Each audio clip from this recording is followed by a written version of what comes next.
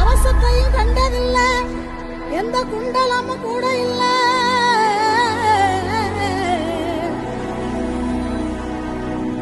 வாள் தூக்கி நின்னா பாரு, வந்து சண்டை போட்ட எவனும் இல்ல.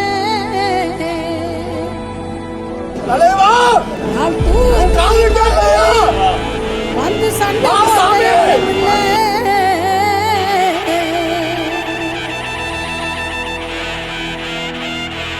காலை ஒடிச்சு ஒரு சிறவு முறிக்க வருவா பார். கண்ட வர சொல்லுங்க, கண்ணனை கையோட கூட்டி வா.